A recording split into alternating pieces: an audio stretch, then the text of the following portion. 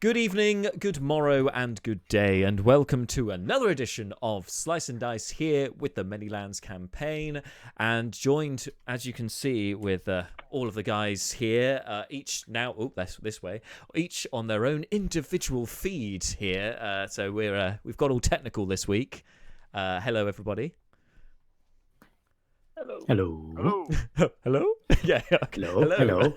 Hello. As I said, technical, everything going smoothly. Yeah, all good. Okay, so before we jump in with today's stream, just got a couple of very short announcements. First of all, do any of you guys have any announcements or anything you'd like to share with the world at large?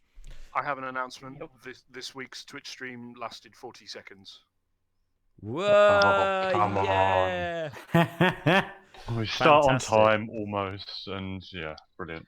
No problem at all. We're still streaming according to my end, so I'm going to assume we still are. I'm recording anyway, so we're all good. Okay, no, Aside from that, If we're still streaming, I'll do an announcement. I got a new mic, so now it sounds better. yeah. This shiny thing. microphone. Yay! And it I've has been this testing beautiful, week. beautiful mute function. So if I want to mute myself, Oh, that's great. I can do it like that. The light. Nice, very nice. And So yes, it shiny. is very nice. And as you can tell, it's very good. We've been testing it throughout the week, and it's all exciting. Anyone else? Anything to add? I can blur my background because we're on Skype, so Yay! Other video call services are available, but yes. But don't use them because Skype is the one. But Skype apparently means we can do it this way, which is fantastic. We are, of course, as for audio, we're currently using Discord, and so far no problems. So yeah. So announcements. Anyone else from you guys? I'm going to assume no. No? Okay, good. So as for me and for the channel at large, a couple of announcements. First thing concerns one of our party over here, because one of them has a birthday this week, and in celebration of that, their character is having a t-shirt released in our merch store on Teespring. If you haven't visited the store yet to see which ones are available and what we've got in stock, please do check it out. There's a link to it on our Twitch page. It's scroll down to, you see actually some thumbnail pictures of some of our merchandise actually, so you can have a look at that without going through to Teespring, but I recommend you do so to see more. So yeah, click on that, and we'll talk more about that next week after the birthday, so that's all good. And then as for second announcement, final announcement for today's stream, I probably should throw in a shameless plug. Shameless. I appreciate you guys can't hear that. Sorry. I actually thought that was it until I realised it was Bart. Thanks, Bart. I'll be the budget version for you all. Okay, so starting from this Saturday, we've got a second campaign coming to the channel. This time, it's going to be one that I'm taking a back seat on, and actually being a player for a change, which should be interesting. Gives these guys a break as well from that particular campaign, but that's going to be every other week on a Saturday. This week, we're going to kick things off with a little one-shot with that group, which I will be DMing. A little one-shot for you, which actually some of you guys here may recognise some of the beats from the one-shot because we played it a little bit as a little tester before doing this. Reused ideas here. No reuse, no reskinned ideas at all. But join us for that. That's 2 p.m. on Saturday here on the channel, and I will be going through the setting and the characters for the one-shot on our Friday slot. That's Friday 5 p.m. Where we normally have campaign diaries as we did last week. So I'll be talking more about that one shot then. So tune in for that, please. Anyway, that's enough plugging out the way. We'll come in, as Bart says on the stream chat. So let's jump in with tonight's session here on the Manylands campaign here on Slice and Dice.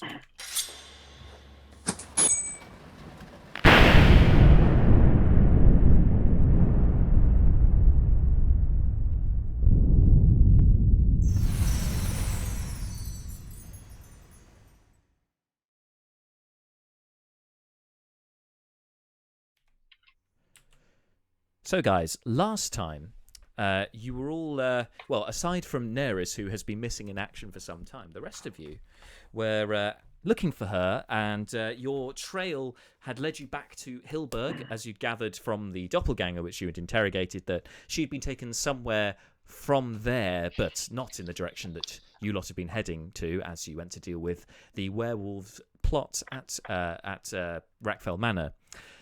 However, as you've been exploring, you've also found that others have been on her trail as well. You found that her uncle Brynlan had gone in search of her, and in search of him had gone Greenblade the Ranger, the one person that you'd all kind of concluded would be useful for finding somebody out in the wilderness around Hilberg. So, going in search for him, leaving your the statue of Lady Helene Grenthorpe at the Temple of the Eight in Hilberg, and leaving behind your two lycanthropic nobles that are currently in your company as well.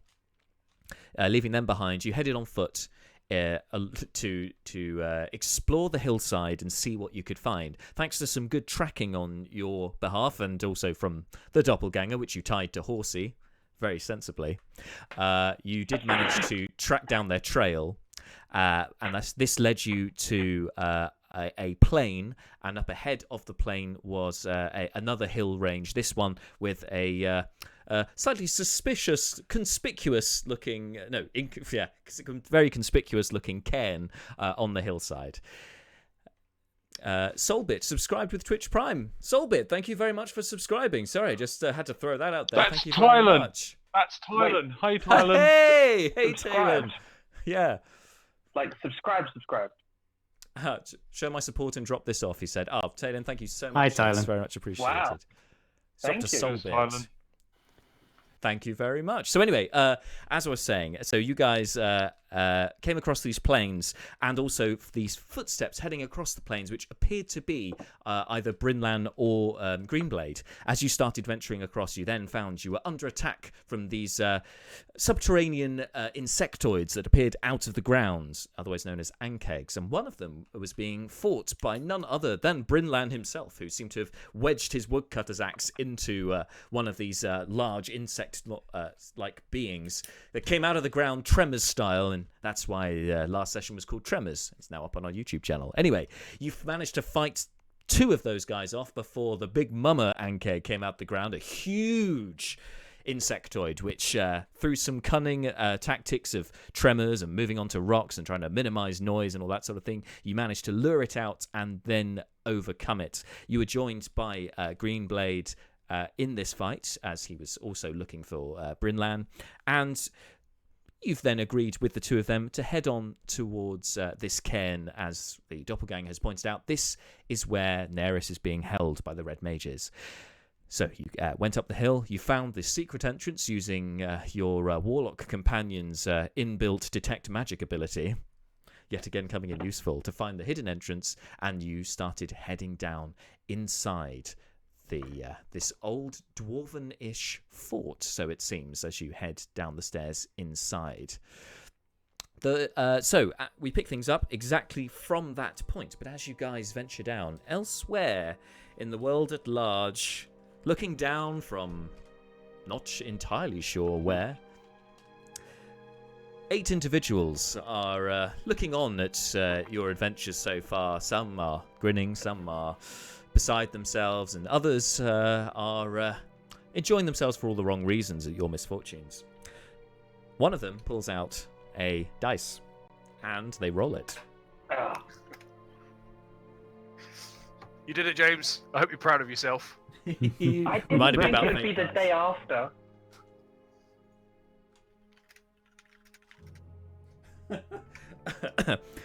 Okay, so this would be interesting. Next time you guys roll a skill check, I will need to input the demands of this fate dice. Okay. No. Someone check the fate dice list. Someone check it. So for some of you, this Okay. may happen very quickly. Right. So as you We need to lie to descend. each other, just all in a circle, really. Just all make a quick perception check. Yeah. All right. So as you start descending into this You notice as you're heading down straight away, particularly for those of you from Burikrin, so mostly I'd say this is going to be Brucon and Malar in particular. Notice the architecture here. It is fairly utilitarian. It's got the hallmarks of Dwarven architecture, as well as it being underground, and the cairns seem to be kind of an indicator this is going to be a dwarven settlement of some variety. As you head down the spiral staircase, as you get to the bottom, it opens up to reveal an abandoned chamber. This seems to be a mixture of this dwarven craftsmanship and natural subterranean cave. That's the kind of hybrid you've got. There's ancient columns reaching up about 20 feet to the ceiling in this chamber, along with a flagstone floor and jagged rock walls and stalactites hanging from the ceiling. Carved into each pillar in this chamber that you see, for those of you who speak Dwarvish, you can see that this says, "Welcome, friend." The main thing that sticks out to you, though, aside from these pillars, is the flagstone floor itself, because in the centre of this chamber appears to be it's a dwarven it seems to be a mosaic of some variety, as into the floor, as you notice it more as you're descending the stairs, and then when you get to the bottom, there appears to be depicting a dwarven male with blue and white chevrons behind their face. This is the mosaic, it's of their face. The head of this person is in the center of the room, and its head is flanked by two small cairns, similar in style to the one you saw at the top of the hill, but otherwise this room is empty. What would you like to do? Just to check, sorry, this head that we're seeing, is it on the floor or on like a wall or something? Yeah, the mosaic's on the floor. Right. Okay, so it's literally on the floor directly in front of us, pretty much. Yeah, it's maybe 30 feet away from you. The main mosaic. You're just at the bottom of the stairs at this point. But to tell you what, for who's history trained in the group? Malar? Leobrin is. I suspect Malar's got history trained. Those of you who are well. excellent. All right, those of you who are history trained, and Brucon, if you're not, I'll allow you to make the check as well, given your background. You all need to make history checks. However, because it's an ability check, before being allowed to roll for your next skill check, you have to perform a real-life check that applies to the skill. What? On a success, advantage on the roll. On a fail, disadvantage. This isn't a tricky one. Thanks, Fate Dice. By the way, if you want to submit your ideas for Fate Dice, join our Discord, and there is a Fate Dice channel where you can do just that. If you want me to submit a history dissertation, then I'm up for it, but I will need some time. Possibly come back in 2 or 3 months, roundabout. I reckon I can do it in that sort of time frame. Here's I'll tell you what. Here's a history check for each of you. Then I'll go round. I'll have to go round you individually. So let's start with Bart. So Bart. Yes. This is going to be a history check to do with the campaign rather than real life history, because this will be easier for me. Okay. So, what is the political structure of Burikrin?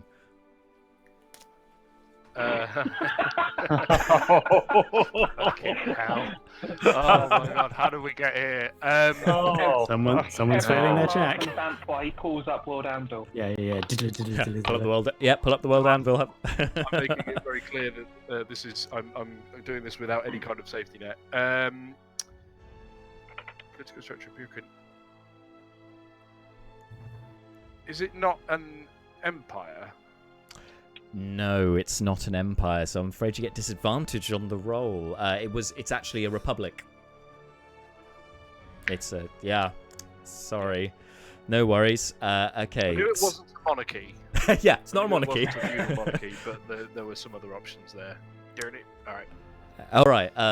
Okay, so who else has a history check? Malar, Leobrin, and who was the other one? Me. It was you. Oh, okay, great. Okay, so DK next with Malar. Sorry, Malar. All right. This is all on World Anvil, so I'm allowed to say it. Okay, so who is the head of the Burican Republic? Or what is the head of the Burican Republic? Wow. Are we all just comfortable with getting disadvantage on this? 'Cause I can give you disadvantage. Theologian than a real-time sociological history sort of major. No, I'm going to go ahead and say it's a Burican Republic. It's a dwarf of some kind. I mean, the current one, no, isn't a dwarf, but the answer was that it's the Senator Chair is the head of the Burican Republic, the Burican Senate. No problem at all. And then finally, Leo Bryn. Okay. Mm-hmm. Oh, I tell you what, you should know this actually because you're from Loranlas and we talked all about this.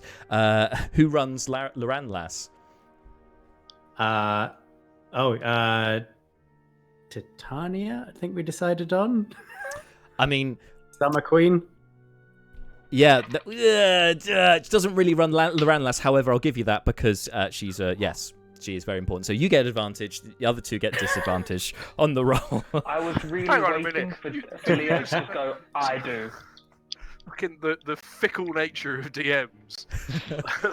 That's not really the correct answer, but have advantage anyway because why the hell not?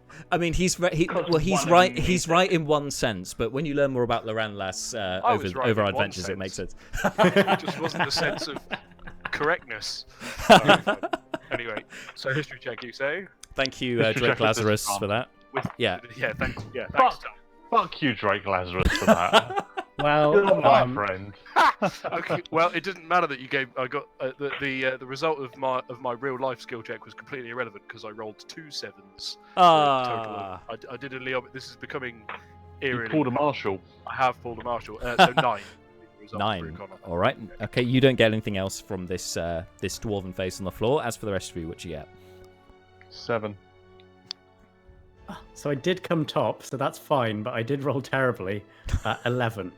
Oh my god. Okay, so you guys recognize that I'd say between the three of you, you do recognize that this face carved, that's mosaiced, into the floor, arranged very lovingly into the floor, clearly somebody of importance within the Burican Republic, but you're not sure who it is. Somebody from memory, from eons ago, most likely in the early days of the Empire. The Republic, damn it, Bart. The early days of the Republic. But you don't glean any more information from there. Okay, so yeah, the only way it seems is forward. There's no doors off to the sides. Past these cairns and stuff. I should say that this area is currently lit. There is one torch that is lit in a sconce on one of the pillars. Otherwise, it's pretty dark. But you can see that down the end of this chamber are some stairs leading down. Would Brucon be in a position to be able to say off the bat? Like, if we kind of look around and go, this is the kind of place that someone would put a trap in. Perhaps. Yeah, dwarves. Do you still have your... I'm okay with making a history check to try and determine whether or not it might be. Okay. Does Leo still have his detect magic up? Yes. No. Oh, I'm sorry, Bart. Say that again. You said you want to make a history check to see about the traps thing. I'm happy to. I was just trying to figure out how much is Brucon able to look at this and go, this could be danger Will Robinson. I tell you what, I think if you're getting that sense, then yeah, Brucon probably would too. Okay. All right. So Brucon's first thing, I'm assuming he's sort of fairly near the front. He'll kind of pipe up and say, "Careful, everyone. This could be dangerous. Don't step on anything without due care and attention." Does Leo still have his detect magic up? Last 10 minutes, doesn't it? So you should 10 have minutes, it up. so I can do. Yeah. It's got any magical traps? Can I? Within 30 feet of you, no, you can't sense any magic currently. But you are still at the bottom of the stairs. You haven't moved into the room yet. There we go. Before we go into the room, Leo, do you want to change into the doppelganger in case we encounter someone, try and bluff our way through before we kill them? Sure, I can attempt. I mean, wasn't the whole point that they weren't meant to be here and they'd get in trouble if they were here? Lie very well. Okay. I think we did briefly discuss this when we were saying something about, I lost them. They might have picked up the trail. I had to circle back to warn you. Something along those lines. Cool. I can. Yes. I can attempt that. Okay, so you're starting to head across the floors disguised as the doppelganger, correct? I'm so Disguised creepy. as a shape changer. Yes. Cool. Okay. So as you start heading across the floor, before you reach the mosaic, you then can see that there is magic emanating from the two cairns that are either side of this mosaic. Let me just check what kind of magic that is. It appears to be some kind of abjuration magic. That one's abjuration. Oh no, sorry, I'm sorry. Transmutation. My apologies. Transmutation. These are transmutation cairns. Now Marshall has to try and remember exactly what transmutation is. I mean, it's shape changing, but I think doppelganger cairns. could be. that would be more of an doppelgangers would- illusion. Yeah. My guess would be. Are we still with him, or are we behind before we enter the room? I'm assuming you're not in the room unless you chose to go, unless you've said you've gone into the room. I was at the front, so if Yeah. people are following me, people are following me. Yeah, but I walked through a few feet back. Yeah. So we're probably just around the corner in case someone was in there. Yeah. Okay. Yeah. All right. So yeah, you sense that magic. The cairns that are either side of the mosaic on the floor. You can basically, the ways to go past these things are either across the middle, or you can squeeze around the cairns should you choose to, around the outside.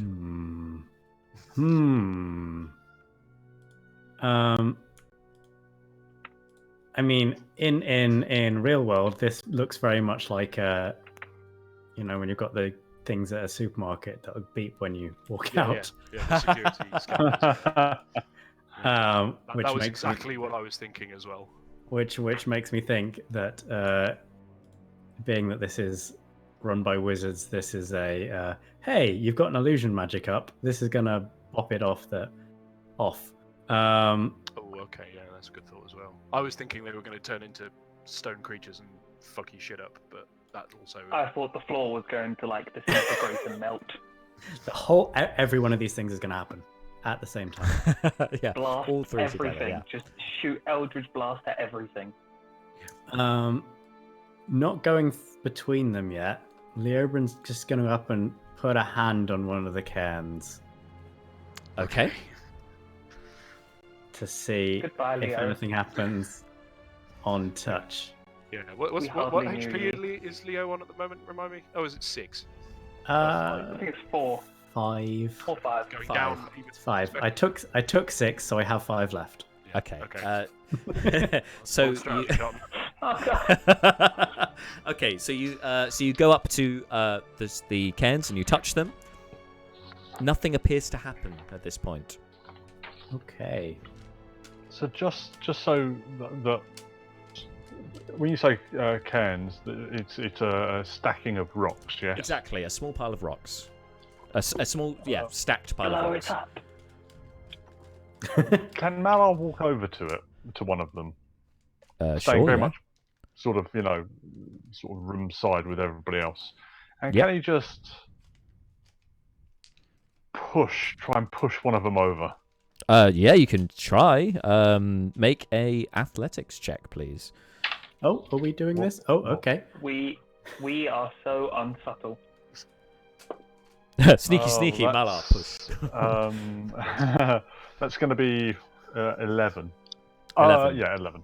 With all of your might, and they just won't move at all. Oh, And it's, Leobrin, you can see awful the magic sturdy. emanating from it. Is the magic like increasing, or is it just? It did momentarily as he pushed it. Okay, that it started to glow a bit more magic when you attempted to tear it apart. Perhaps we just go through and see what happens. Or we can squeeze around the back. Yeah, where's the exit to this room? Is there a door on the other side? So there's a stairway leading down at the opposite end of the room. Let's go through and let consequences be consequences. Fleeting, you first. Or we can squeeze around the back. Which is what Leobrin starts to do. I mean, is there space for a 7-foot elephant man to squeeze around the back? It's going to be difficult for you. You'd have to make an acrobatics check. Nah, fuck that. When Leo is through and on the other side, Malar will consider his options. Squeeze and squeezing. You're through squeezing. around the Yeah. back. You can also make an acrobatics check just to try and clamber through as Okay. nimbly as possible. Things that I'm not good at. 9. 9. You squeeze and you do get through. You do end up sort of tripping over the larger rock at the bottom of at the base of the cairn as you do so, and you end up flat on your face, but you got through. Okay. Brucon's going to go for a wall run type of job. Oh! Parkour! Remind Yeah, me, exactly. with your vertical surfaces thing, that doesn't come online until you're like level 9 or something as a monk, right? It's anyway, I don't have it now. Yeah, I can't just bullshit Spider-Man walk my way through all geometric problems yet. Yet. So you're just going to attempt to rule one round. Okay, so yeah, make an acrobatics check, please. Yeah. Oh. No. Okay. Well, that's a 7.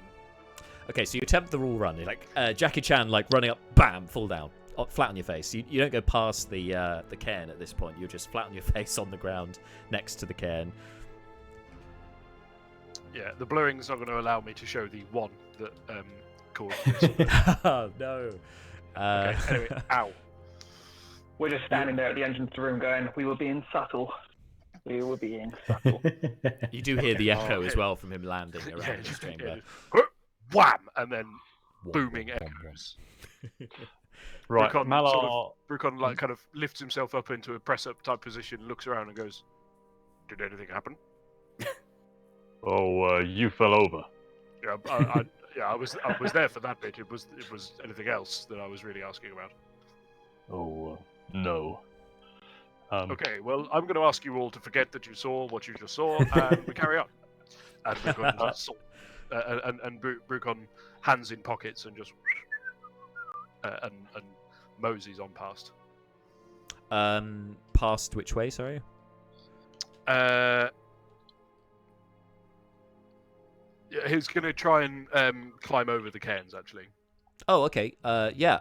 Make one more acrobatics check, please. And where were you before? 24. Yeah, you easily climb over these cairns. They're only, I mean, they are 4 feet high, so for you, it's going to take more effort than some. But yeah, you climb over them easily. And then over. Yep. Yep, over you go. Okay, so sorry, Malar, you were saying you were going to do something. Malar's going to slap a guidance on himself and then just walk between the 2 cairns. You need to make a Malar's dexterity gonna be saving out throw. Okay, I will burn my inspiration on this. I will Okay. give myself advantage on this throw. So Excellent.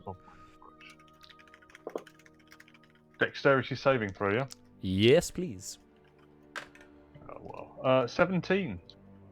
17, that's a success. So you take half damage as you walk through the middle. You notice, Leobrin, the glow suddenly intensifies, and the rest of you, hear these rocks suddenly start scraping, and some lift up. Two hover up. 2 very large rocks hover up and fly like skimming stones straight at Malar. You've raised up your shield to kind of defend yourself, so to weather some of the damage, but you do take 8. It would have been 29 points of bludgeoning damage. It's been halved which you succeeded to 14. 14 points of bludgeoning damage. Either of those would have killed Leo. Yep. I'm glad I squeezed. I'm so glad to take magic. We all are. From the other side of the two cairns, he looks at the remaining party members and goes, is anyone else planning on going through the middle? I looked at Fleeting. I'll go with the squeezing option. Okay, Good man. So I'd say over the course of the next minute or so, you guys will squeeze through round the rocks. Malar, after you got hit, you're free to carry on through. You also notice, Leobryn, that the 2 rocks that then hit him lie still on the floor, and no magic emanates from them. It's just the pillars still. Interesting. So you're free to continue on your way down the steps, should you choose to. Okay. Leo, you take the lead, looking like the doppelganger, and we'll be silent but close behind you. Yeah, Brucon will go at the front of the group that's behind Leobryn, ready to dash in and... Can we make a I will stealth check? save you all, and then... Yes, of course. What? Malar was going to slap a guidance on Leobryn for any sort of whatever, but then head towards the back of the party. No problem. That sounds good. Are you? So the rest of you are sneaking whilst Leobryn is up in the lead as the doppelganger. Yeah. Okay. So the rest of you need to make. I would ask everyone to stay basically one corner behind wherever we are. Yeah. So it's not like they may be being quiet, but if they're directly in line behind me, they will be seen. Just imagining a makes sense, Scooby-Doo type scenario as Leobryn walks towards guards or something, and then a row of heads pops up from around the door. So, exactly. So the rest of you can make stealth checks. I believe that means you'll have disadvantage fleeting look on that one. I think with your armor. But yeah, the rest of you can do that. D20 is fired. Do I need to do the fate dicing? No, because I should have done it with the acrobatics check for you, and I forgot. So you have a free pass on this one. I was prepared for it when you asked me before you asked me to do the stealth thing. I was just suddenly just going to go. Yes. Okay. Fine. Yep. That's fine. You can still do that. Last skill check pass. I was so prepared. Or you just switch off your camera. Stealth. Yeah. Stealth. Just tap the camera. Breaking stuff. Don't touch the camera. So you guys see above this, there's an archway carved into the rock in front of where the stairwell is.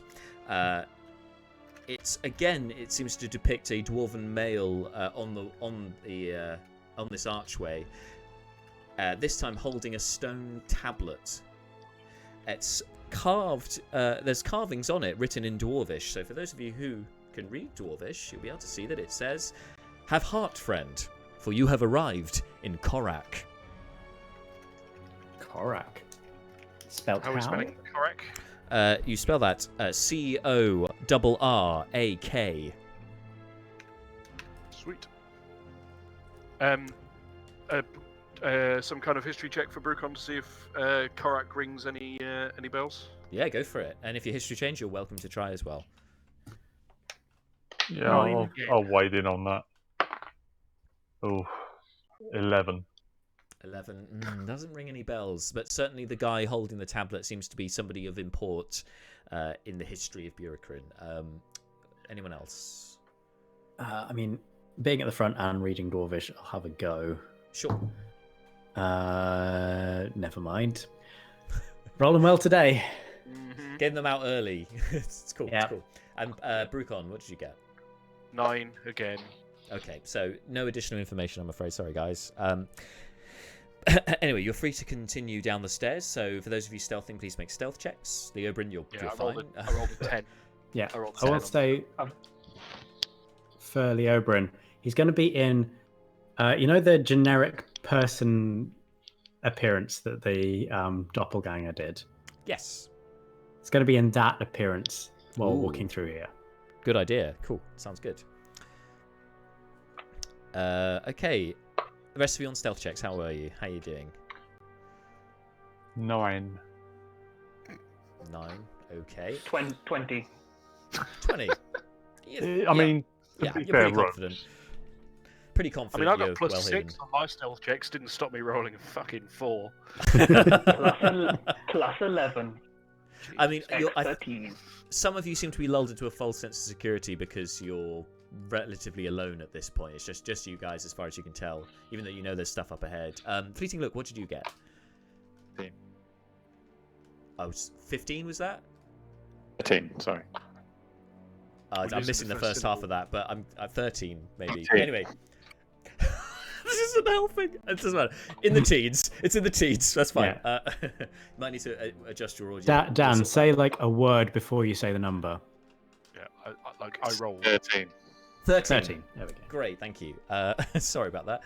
Okay, so yeah, you start sneaking your way down. Leoben, you're going first, so you'll see all this first. So as you start heading down the stairs, that wind you felt when you first entered the secret entrance to Corrak via the cairn on the hillside, you notice that wind yet again, but now it seems as you descend, the air is getting colder and the wind itself brisker. Just down the stairs, it winds to the left. You can see across ahead of you is a chamber, unlit down here, no natural light down here. But it seems just ahead of you, it's flagstone floor. This seems to be some sort of corridor, and you can see just on the edge of your vision, just to the left and the right, there seems to be archways leading into other separated rooms. You notice the ceiling here is taller down these stairs. It's higher. Yeah, the ceiling's higher, still with the stalactites. But you can tell this is a corridor by the way that there are manufactured walls sort of enclosing the space immediately in front of you. You can see those walls only reach about 10 feet high. Okay. But this area is again not occupied. It seems pretty quiet, yeah. As far as you can see, there doesn't seem to be anything here. Brucon. Hello. Can you do your cool whatever the fantasy equivalent of ninja is stuff and maybe climb up and have a look over these walls? Well, the evidence so far suggests no, but I'm willing to give it another try. Sure. So acrobatics to up the wall and Spider-Man style move through the stalactites. Yeah, I'll say because you're a monk, you can use acrobatics. Otherwise, it'd be athletics. It's up to you. Cool. Definitely acrobatics. Cool. Come on. Okay, that's better. It's not great, but it's better. 12. 12. Okay, so these are fairly flat surfaces. These walls, they're sheer stone. There's no real rubble as handholds, but you do manage to scrabble your way up, just using your force of will and centering yourself, being at one with the balance and so on. Manage to perch yourself on top of the wall. So you can see which wall was it you're doing on your left or your right? Left. Left, great. Okay, so what you can see just over the wall on your left is immediately towards where the stairwell is, back where your friends are. That's all just natural stone, but it does seem that there has been further along a room has been carved out into into what was the rock face. It's this room, as far as you can tell, is... Hang on one second.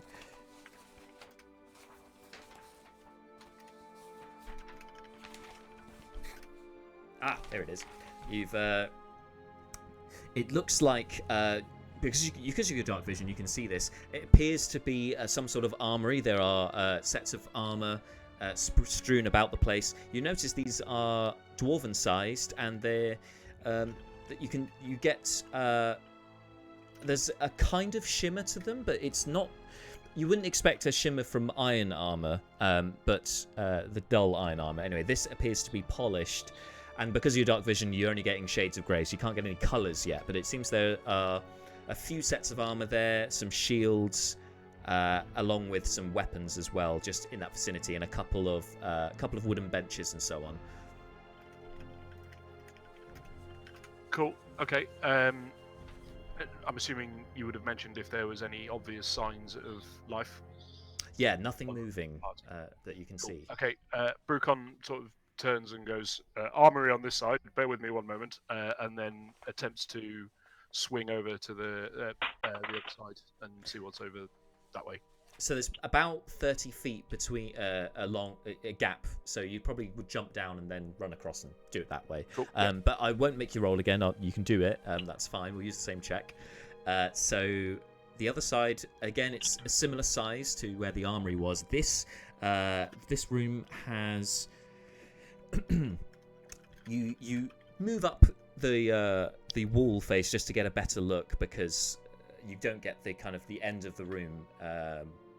Anyway, as you move on up, you can see that there are this room. It looks like it was once quite well furnished, but most of that furniture has now fallen into disrepair. A lot of it wood, but you notice also there's some stone sort of shelves and so on have been carved into the rock face. You also see that there is one long table that seems to have been punted towards the far end of the room, and it's hanging. It seems to be hanging at a very strange angle, as if on a seesaw, as the end nearest to you is raised up in the air, and you can just about see on the edge of your vision that there is some sort of chasm, some sort of cliff face, escarpment at the end of this room, as if this room has suddenly collapsed at one end, and the table itself is kind of hanging on the edge. Right. Okay. But you do see that. Sorry, you do also see at the near end of the table lies a small box that glints with a metallic color. So not a color, but with a metallic glint to it. Glint. Yes. Did you say small box? Like we're talking sort of shoebox sort of size, or You sense or like a jewelry box type size. Yeah. Okay. Yeah. And you notice there are two unlit torches standing in sconces in the doorway of this room. Sorry, one in the doorway and one on the wall right at the entrance. There you go. Cool. Brucon drops back down and reports what he sees to the remainder of the party. Okie dokie. Are we functionally at a sort of a forked, like which direction do we go in? Well, my understanding is that there's like a sort of corridor type arrangement in the middle, and then the chambers are on either side. So you've got to go down the middle. Does the corridor just terminate, or? Yeah, I'll say yes. So when you look at the more when you look at this what looks to be once a mess hall, and then sort of pan over to where the corridor is, again this also suddenly stops.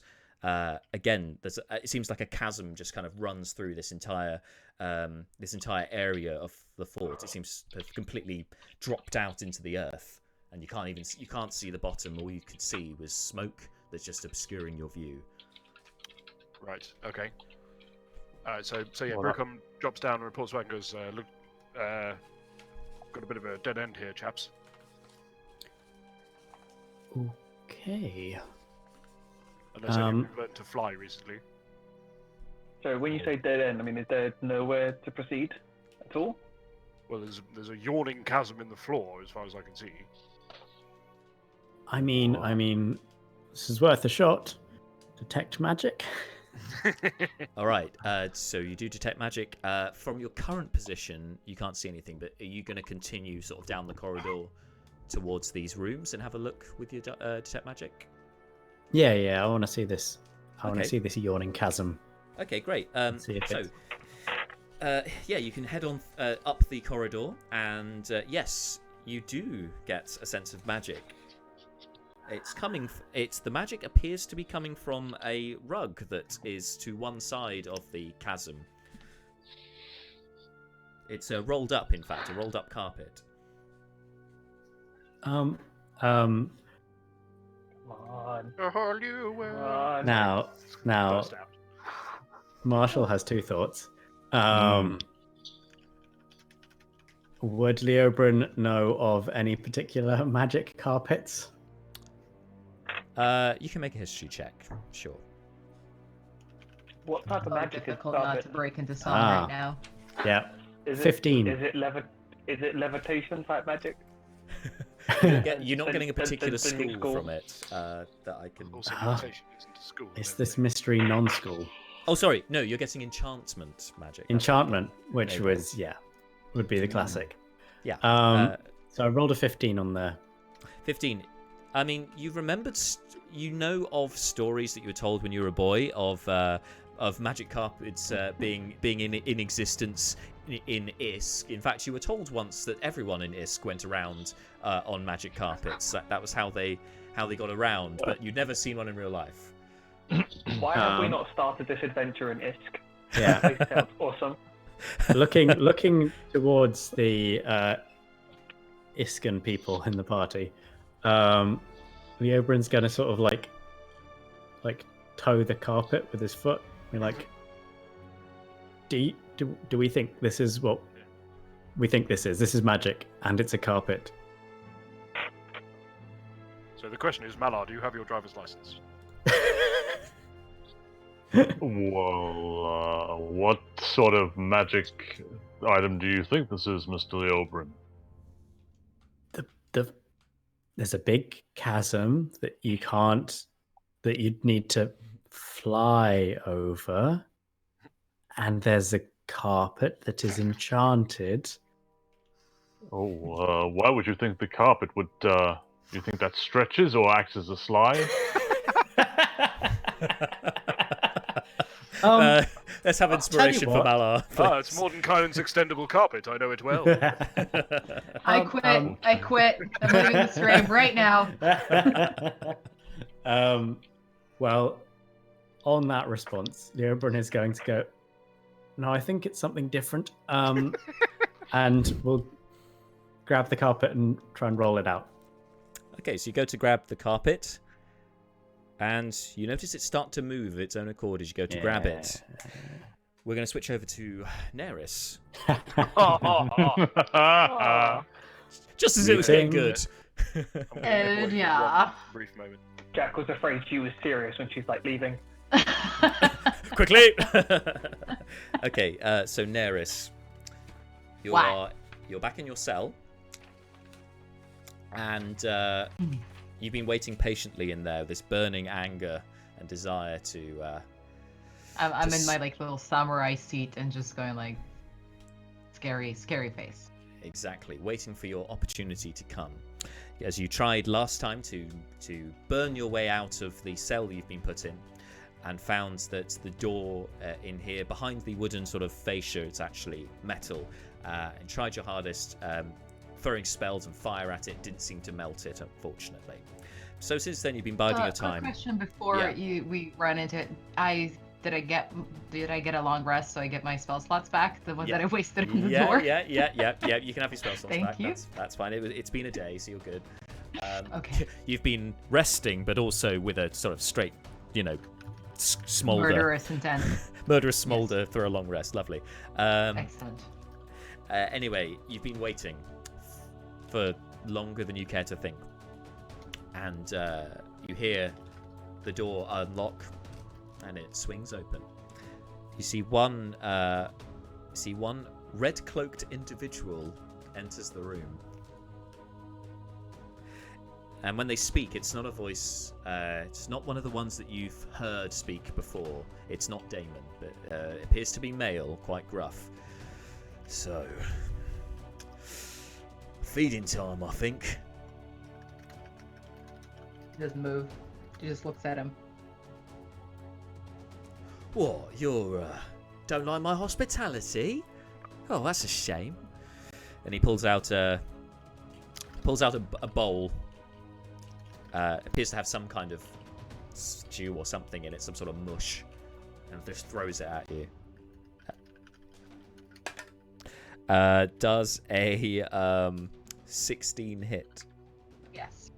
It hits you. It doesn't do any damage to you, but you just get hit in the face with soup. Yeah, it's not particularly hot, so it doesn't burn you. It wouldn't anyway, because dragon fire, all that sort of thing. But yeah, it was more of an insult than anything. I just do like prestidigitate this gunk off of myself and don't move. Oh, sensei, like what? This isn't a monastery, right? Or a nunnery.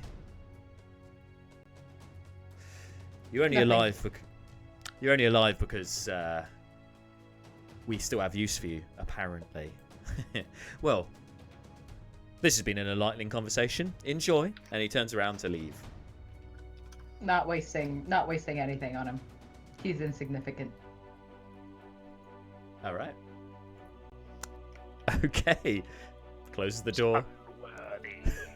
The door locks. Unworthy of effort. The door locks. She's adopting a different strategy. I feel like I threw a spanner in the works for you. Not at all. That's absolutely fine. Some hours later. Some hours later, door unlocks again. This time two appear. One, the voice you recognise from earlier, and another one being, again, it's not Damon. This one's female. Yes. Is it the one that I eagle punched? Yes. Okay, excellent. Just some familiarity, And she clearly has a smoulder to rival yours as she looks at you with contempt and says, "It's time to go. We need more of your blood." So Naeris stands up. But doesn't move towards them. Are you going to go willingly this time? Doesn't That say would make anything. my job easier. Well, come on then. And they sort of issue towards the door. I cast my little sword. Was it sword blast? Sword burst. I just very calmly just sword burst cantrip the second they come in range. All right. Well, they're not moving towards you, so you could move up to them and do that, sure. Because they're within. If they have to come closer to her to make her move. Oh, so, okay. So you're not going to willingly move, sure? Okay. So No. I just stand there. And then the bloke turns to the female and says, "Defiance to the last, this one. Oh well, we should get them all here. He'd probably have some fun. Oh well, we can handle it ourselves." And motions to her, and they both head towards you to go and strong arm you. And then bam, you do the sword burst. So remind me, Bam! they have to make saves?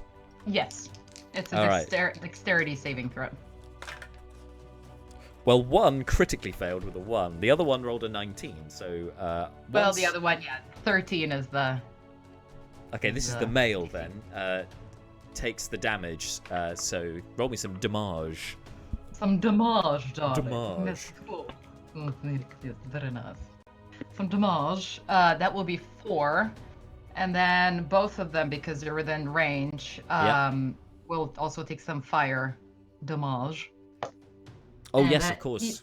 Both of them take 1 point of fire damage.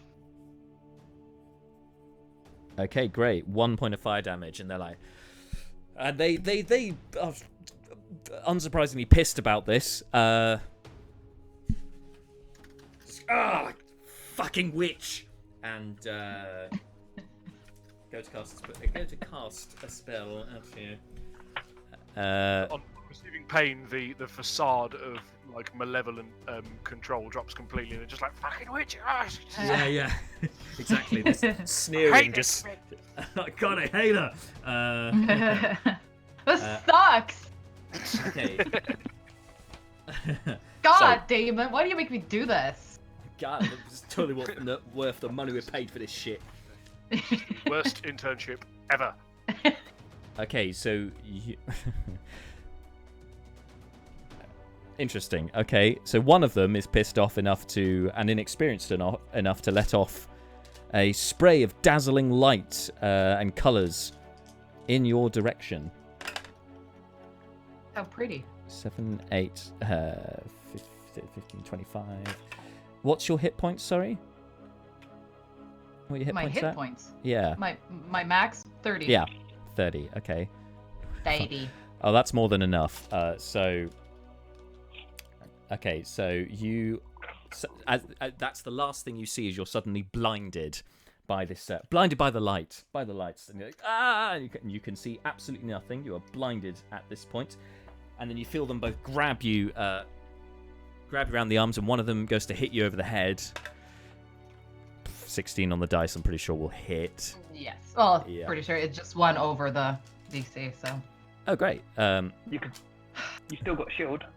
Yeah, you still got shield Can defense I, to use can I it. use... Okay, yeah, I'll use shield. Yep, fine. You can do that. Yeah. Boom. Thank you for the heads You- up. It's just... It would have been like, yeah, that's fine. So that would pass then. So you don't take any damage then from the hit, and they start moving you onwards as your sight comes back. You're being strong armed by the two of them and being dragged from the room, and you can see skeletons are starting to bear down on you as well from the other room. Are they alarmed or they're... They don't seem bothered about the skeletons. I'm gonna do another sword burst because it's a verbal thing and they Alright. haven't gagged me. Nice, good thinking. All right, so another roll. Okay, 18 and a 19 on the dice this time, so I think they Yeah, both they both. pass. But they still take the... Fire damage. Yeah. let me just- Great, roll the fire damage. There'll be 4! 4 Hey! each. Yeah. Oh no. Oh, they do not like that at all. And yeah, they take that damage, and then they go to try and shove you. So they're both gonna try and push you. So they let go of me. They sort of let go with one hand, put one hand behind whilst holding on to you, and then they're gonna Okay. like try and push you and let go. So 19. So 19 versus your acrobatics or athletics to escape the grapple. Okay. Let me check. Acrobatics, yeah. I'm sure there is a sorcerer out Fuck. there who has strength. 9. Stat, but 9. Yeah. You're not Nice, able to okay. resist this then. So they push you forward into the skeletons. Let's roll some initiative, shall we? 16. Everybody? No, just Naeris for now. Sorry, guys, but we will get back to you. Okay, Cool. this is my party right now. Okay. I'm just working out if we were like just down the corridor from you and like Yeah. come running in. Oh, there's We gonna look be a down that big racket. chasm and we just see lots of fire. And we're like, that's gotta be her. There's gonna see like red light. Exit light. All right. Burn them all. Yes. Yes, that's the general idea. And can I do so? I was 16, and can I roughly see how many? Yeah, there's more than you can count in front of you. You remember how many there were? Fabulous. You remember how many there were in that room before? There was about 12. You get the sense they're all coming towards you. And how far forward did they shove me? 5 feet. So they're just behind you. Hawkeye. 10 feet behind you. Let's bring up the camera. So what did you get on initiative? 16. 16. Okay. Some of them are sitting on their barking lounges, apparently. 16. All right. That one's just, we'll ignore him.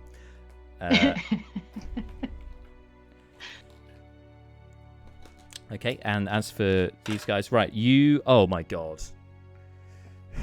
Sorry, natural 20 and then a 17 on the course. dice. So it's it's the mages first, and they just take a step back into the corridor where they brought you from the cells. Then the skeletons move into attack. So these guys all start coming around like this. But they're stupid, so they don't get flanking advantage because they don't move in a cunning way to surround you. So only 5 of them get hits, which is nice. Only 5. It's fine. Only 5, yeah. Fine. Yeah, you can deal with 5. It's cool. It's not picking a horribly one-sided fight. It's using tactics to your advantage to limit the number of attacks they can get. Yes, exactly. Okay, so they take swings at you with their battle axes and so on, and so they're all like rusted, corroded-looking bits. What's your armor class? That's because I've got 8. I've got 2 18s. 15. I've got 2 18s. I've got a 21, a miss, and a 19. So 21 was the highest. What is this devil rolling? So, well, what I'm saying is that because you could use the shield spell again if you wanted to, because your armor class is 15, so that would mean Don't only you already one of them hit. Yeah, that's what I was gonna do. I was gonna do the shield spell anyway. Like that was my first thing, and then I have something else in mind. Has Naeris had a turn since casting it before? No. Oh yes. I've done the whole second sword. Right. You did the First sword thing. burst again, yeah. Oh yeah. yes, yeah, of course, yeah. Yeah. So 1 hit if you use shield, which is fine. So you take 3 points of slashing damage Okay. from all of them mauling you. That's all you take from them, and the mages don't attack you. So it's over to you. I am going to cast Alter Self. Okay. Turn myself into Damien. Okay. Is that alter self? Okay. Can they see me, by the way? The Yeah, mages, they can. Yeah, they can see you. Yeah. She physically changes into him, but her clothes stay the same. But Right. Oh, is it? Clothes stay the same. clothes stay the same. Your body changes, but your body will stand up to physical. Like you can shake hands as him. They won't feel your hand underneath. Yeah, no, they won't. Yeah. No, they have. That gets really hard to. But they can see me change into this. Yeah, they see this happen. Oh fuck. Okay. You're just Damien a dress. I'm happy thought- for you to I thought redact they- this. Yes, I thought that they were gonna. That they like just noped out of there. Okay, I'll redact that. I was gonna change and then be like, you idiots. Blah blah blah. Sorry, they can see To you. mess around them. Oh, okay, fine. Thank you for letting me redact it. No problem. I should have made that clear. You could pretend to be the doppelganger that way, though, because doppelgangers don't change clothes, as far as I'm aware. Or a skeleton. No. Okay. I guess what I'm gonna do, I really wish I still had a Gunazar Scorcher, but I'm gonna do some damage, I guess. No. I'm gonna run. Sorry. I'm gonna follow where the mages are. Okay, so you're gonna disengage. Disengage. Okay, and then back off towards Is where that the a mages full action are. or is that a bonus action? It's an action to disengage. Ah, fucking hell. Because you're not a rogue with cunning action or other thingies that do that. Sorry. So you're back here. You can back into where the mages have, which is back in the cell corridor where you were before. Yeah, and as a bonus action, can I, is a cantrip a bonus action? Because I can't cast a spell. Most cantrips are actions. But Depends on which one you go with. yeah. I You guess can only cast a spell. prestidigitate. Can I? Yeah, you could cast a spell because you only disengaged as an action. So if it's a spell that's a bonus action to cast, you could use that. I don't know what spells you have. No, I don't have any of those. Oh, okay. Sorry. So I can do fuck all. Again. Well, now knowing that though, as you're disengaged, you don't have to run towards the mages. You could go in a different direction. Okay. So if you wanted to, you could try and get around. I the thought we were just skeletons. going straight down a corridor, so. The skeletons are in the skeleton corridor where you were before, which is not a corridor. The skeleton chamber. It's a much larger chamber that you remember from before that you snuck through. So you're welcome to try and skirt around the skeletons and try and go further on if that's what you'd like to do. I mean, if it's an option, it's the only other reasonable option. So I guess that's what I'm gonna do. Okay, cool. So I'll say you can squeeze round because they've left a gap. Helpfully. Okay, great. 15, 20. A perception check. 5. So accommodating of them. Yeah. Thank you, skeletons. So you're still in the room. You can get that far though. You've used your action. I don't know if there's any bonus actions you wanted to do. Perception check. I'll let you do that as a free action, sure. Make a perception roll. Please. Just if I can see anything different to what I saw last time, because clearly then there's another exit straight across and one down the thingy. Yep. That is 17.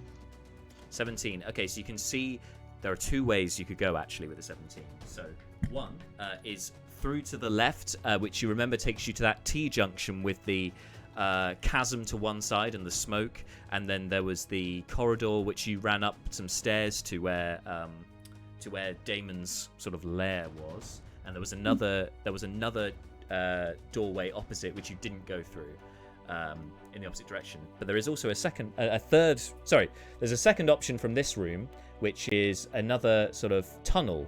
It seems to be going downhill out of sight, straight ahead of you, though it's a bit of a ways away. That's the one I'm going for. Eventually. Alrighty. But for now, obviously not, because it's the end of the turn. Or Yep, is there anything else I can do? That's I don't have any other bonus actions left. No, that's you. That's you for this turn. So next up, the mages kind of push up. They're trying to see you through where the skeletons are, but they can't seem to get a good bead on you. And the skeletons, well, they're going to continue in their mobbing fashion. Remember, these skeletons are about 4 feet tall, so they're dwarven looking skeletons. They'll try and move across to intercept you. Rawr. Some are smarter than others. Rawr. Again, only 5 of them get around you because they're not entirely intelligent. This time, these rolls are not good. There's a natural 1 there, so that'll miss. In fact, 1 falls over and goes prone. And a 2. The best roll I got was a 15. So none of them hit. What's your arm class? 15. 15. So the 15 would hit unless you wanted to do the shield again. Let me see. Trying to keep track of my spell slots because I feel like I'm gonna need them. Yeah, that's fair. So yeah, I'm gonna take it. Okay. So you take it. So you take no damage. Cool. That's your reaction. No, as in like I'm gonna. Take the damage. Oh, sorry. Yeah. Sorry. Take it. Gotcha. Yeah. You take. I don't want to waste all my spell slots right now. That seems sensible. Yeah. Okay. So you take 7 points of slashing damage. That was a good roll. But the one directly in front of you is prone, so you can move over it. You can hop over it using your elven nimbleness on your turn. Okay. You would have to disengage to avoid opportunity attacks from these guys, but you could always risk taking the opportunity attack just so then you can use your action to dash so you can get further. But it's entirely up to you. Yeah. I dash. Do it. So Alright, I'll risk the opportunity attack. Cool. And remember, you can still shield if you need to, but there's 4 opportunity attacks on you. Okay. Best roll was a 20. I will shield. Okay. Best roll was a 23. With shield, the next highest was 19, so you only take 1 hit as you hop away. So you take 6 points of slashing damage, but hoppity hop. 1, 2, 3, 4, 5. So you get to there, and then you can dash, which leads you down the slope. And as you start sprinting down there, you can see that it does end abruptly at the end, quite far down this slope. It's maybe you feel like you can't tell exactly how far down you've gone, but right at the end of that slope, sort of at the grotto at the end, is a small pool of water, maybe 10 feet wide, which you can see. You can't get to it this turn, but you're right on the edge of it. I'll just skip ahead. The next turn, the skeletons are going to try and catch up. They're bearing down on you, but they can't get within range to attack you. And you hear the mages shouting, "Hey! Oh, don't let her escape! Oh no!" There's like, yeah. They're trying to figure out where you've gone, but they can't see you past all the skeletons. So you have now a free turn to do as you wish without opportunity attacks. So then nobody's within reach of you. So you said there's a grotto in there. Can I do another perception check to see if there's... So there's just a little grotto full of water, and I don't see... Yeah, so there's a grotto, and I've turned off the camera for this bit, because you're kind of... It's more theatre of the mind for this bit. Yes, off the map. Off the map, indeed. So there's a grotto with a small pool of water at the end of the grotto. You can make a perception check, by all means. Yeah, I was going to do that. Go for it. 15. 15. Okay. What you can see with your elf-like vision, although there is no light source here... Jack, what do my elf eyes see? We say elf-like. We're saying it's like an elf, but she is an elf? Yeah. Shaped like itself. I mean, What's Marta's happening? not an elf. But yeah, no, fair enough. You don't know that. You can't see my ears. Elf-like? Oh yeah, rolling out. Rolling out. Elf-like or elf vision? Yeah, quite. Your elf-like elf vision. What do your elf eyes see? You see that this pool of water at the end is deeper than the floor that you're currently standing on the grotto. It seems to go like it seems a much deeper pool than it appears on the surface. You could easily submerge yourself in that. If not, you could swim even in it, and you just get, because you got 15, you just get that there is a small arch at the end, and you sense that this pool continues out of this seemingly dead end to somewhere else. Say, I will bathe one last time before death. So that was a free action to do that. So what would you like to do? I'm getting... Let me have a look at my spells quickly. The ability to breathe underwater might be handy. Definitely not. That's definitely not an option. Okay. You have it.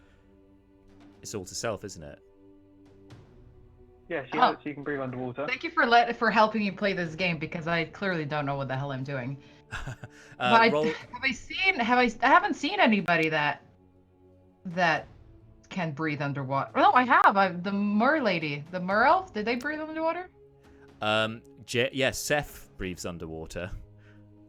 What? Oh no! Yeah. Oh no! Hang on. Naeris wasn't there for that. That was the. Oh no! Sorry.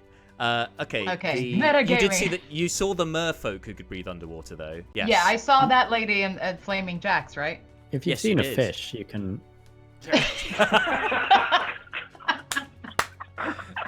Thank you, Marshall. I'd like to give Marshall inspiration for that, please. You've seen a fish? Can I give my inspiration to the Oberon? Yes, you can, of course.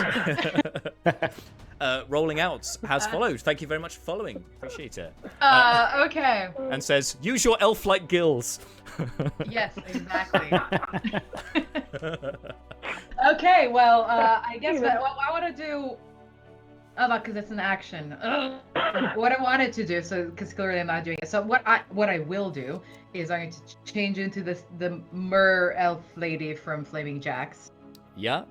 But what I wanted to do is blast the corridor with something that would make the ceiling cave potentially. Oh, okay. But I like behind me, obviously in the corridor, so they can't get to me. But I don't think I have anything that could realistically do that. So.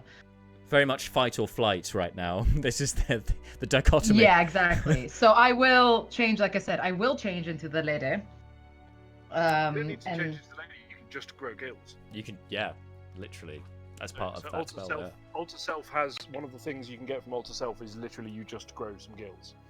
But Oh, I if you'd didn't like know to change that. into the merfolk but as well, why you're not? welcome Yeah. to. But if you're I want to changing change. I want to change into the merfolk. All right, and you do so. Suddenly, your hair and nails become pink. Your skin Because becomes. I can't keep changing my mind. becomes an aquamarine greeny blue. Yes, Marshall. That is definitely how gills work. You just notice this change come over to you, and lots of tastefully placed scales appear around your otherwise barely clothed merfolk. Oh no, your clothes are still there. Of course they are, because it's all to self. Sorry, ignore that. But you do notice that underneath that scales have started to place themselves in appropriate places around you. And if you're changing into the merfolk, that also means you grow a tail. So you then sort of, your legs morph into a tail. Well, and I jump into the grotto and start swimming. And you start swimming, and you notice this is quite deep. It goes down, and because you're changing into the merfolk, I say you can see quite clearly under the water. Yeah. Oh, one more thing, because did I still have my cloak? Because that was part of my clothes. Yeah, you still got the cloak on. Yeah, so I take that and just hold it somehow out of the way, like wrap it around. You tie it around yourself, sure. Yeah, tie it around your middle. You dive into the water, and you notice this goes down maybe 15 feet. But what more takes your attention is that this goes across maybe 20 feet or so, and you can see above you, at the other end of this antechamber, this underwater antechamber, you can see there is a small pool above you at the end of this chamber. It's maybe 5 feet, maybe slightly more wide, this opening that you can swim to the surface in. But you can see through the water that just through the shimmering of the surface, everything beyond it seems very clouded and grey.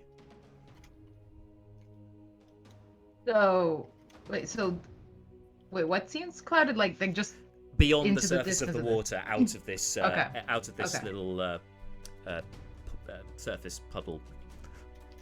So, can I quickly do a perception check if there's anything interesting on the bottom of this? Sure. You rolled a 15 before, didn't you? So let's just use that. Yeah. Okay. And say you're still actively looking as you do this. So. I want to see if there's any nice shinies. It's a very good point. Gotta love those shinies. Don't do it. Shiny stuff in water is a trap. No, When we got that, I got a cursed ring last time. We were like, oh, a shiny in water. Start singing the Little Mermaid song. Look at this stuff. Isn't it neat? Wouldn't you think my collection's complete? Wow.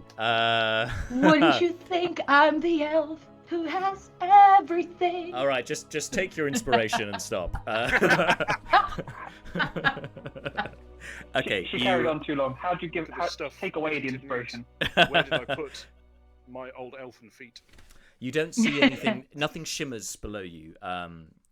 You do see that there's a couple of old rusty blades that are scattered across the floor in this underwater area, arrowheads and the like, where they seem long abandoned and rusted over.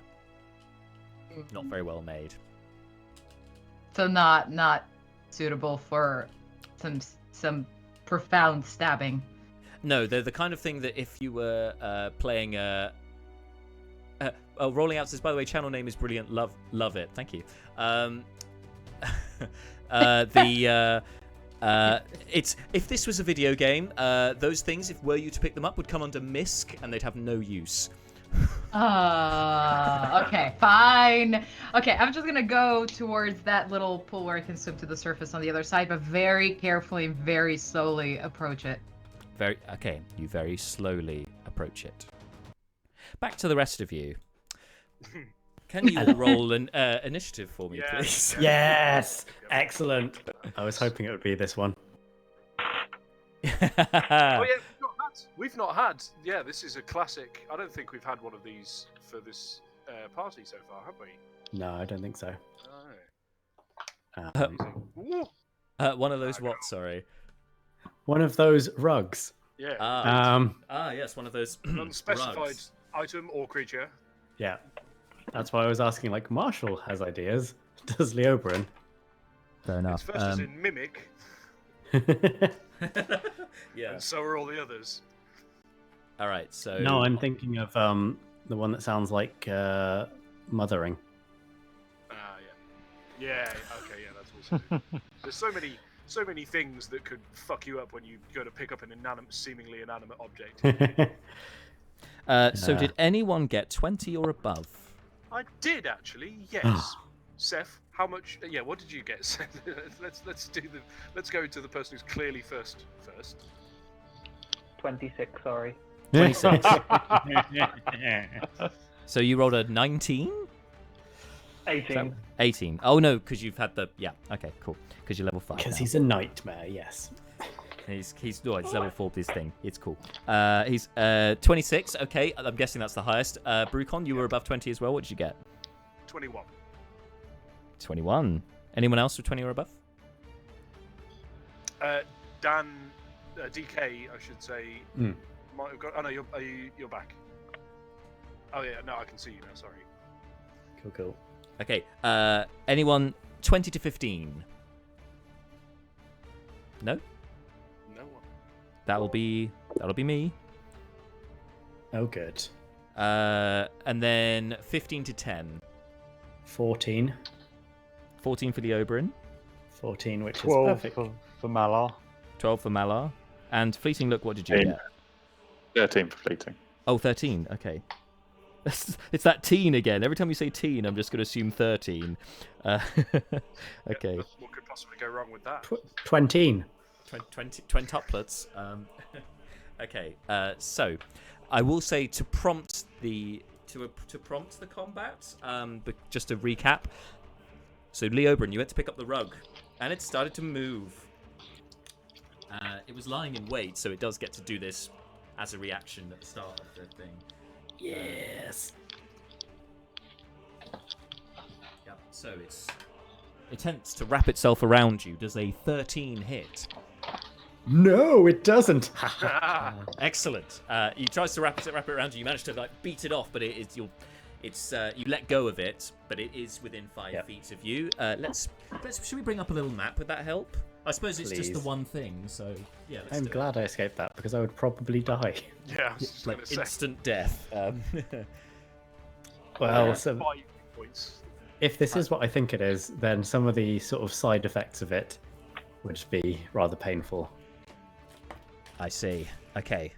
If this is what I think it is. Let's bring you guys up then. So you're basically, the rug is essentially next to the precipice with the rest of you. I'm just going to arrange you guys as I believe you would be sort of inspecting this area. With Malar would be at the back because he's specified that earlier. The rest of you just kind of having a look around. Fleeting Look is obviously next to Seth because that's where he would be, next to his best boy. True love. It is the ultimate bromance. And I don't have a rug mini, but what I do have... There's a rug. Is a tiny carpet. I do have a rug, but it would be much larger than the table. 1 square chunk of carpet. I've been... carpet Decorating samples. on the Perfect. installment plan. He just cuts a 5 foot square out of a piece of paper and takes the whole camera down to Wait, the floor I on do his have carpet. that. Hang on. I do have that. What? That's much more in keeping. I've got this little glass cleaner. Excellent. Nice. Let's use that. There you go.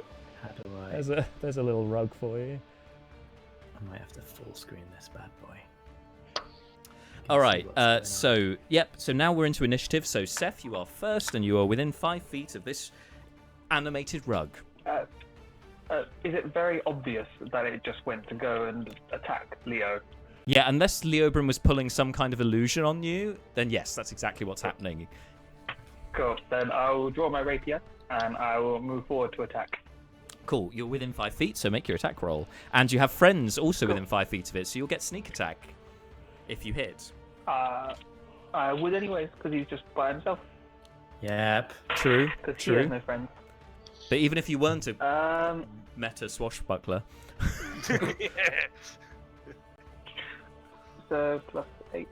So, 17? to the audience. Less bullshit rogues, less ridiculously optimal combat. You also have combat. Sorry, how much was that? 17. Yeah, 17 hits, sure. Roll some damage, please. Cool.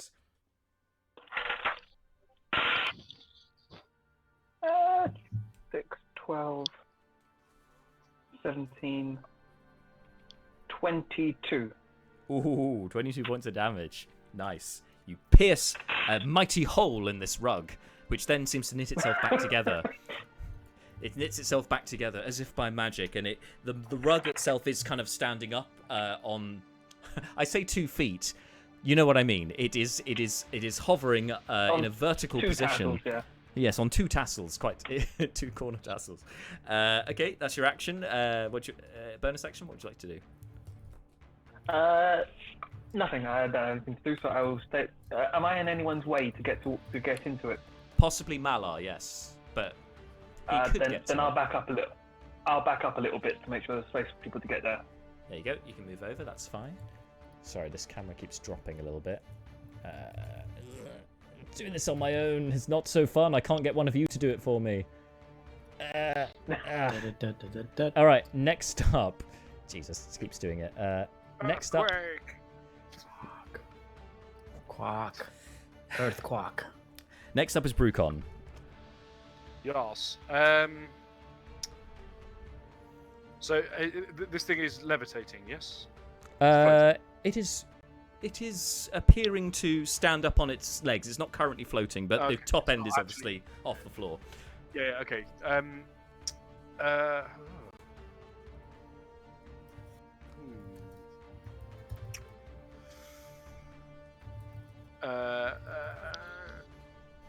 Brucon is going to pull out his kukri and try to slash at one of its, for lack of a better word, feet. You can slash out at one of its appendages. Yes, sure. Yeah, Make an attack roll. sure. Okay. Not going to get any kind of advantage on this, am I? It's just going to be... It's just a straight up roll, I think, for you. Yeah, cool. Okay.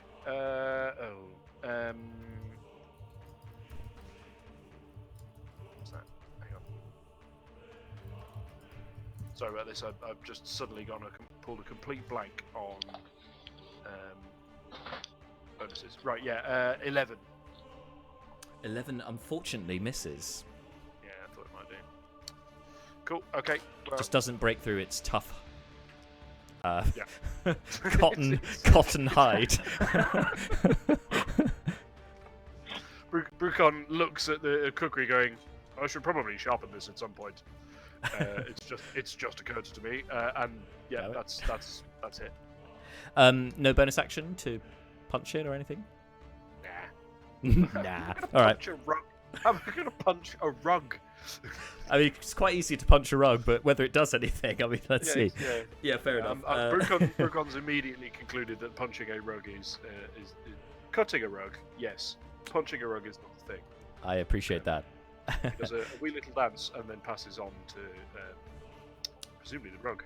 Yeah, the rug is next actually, and it's going to press forward with the attack this time on the fellow that just put a hole in it temporarily. It goes to its full height, but maybe 10 feet high, and then tries to wrap itself around Seth. Does a 15 hit? I don't think it does. Me. No, Yeah. this is... Misses. So you manage to sort of fend it off as it like swirls around your body to trying to latch onto you. You manage to break out of it, pushes it back in place, and it does now start floating, Brucon, but it's within reach of all of you, so it doesn't incur any attacks of opportunity currently. Okay, next up, Leoberin. Yep. So this thing is up in my face. It is up in your grill. Up in... Sure. I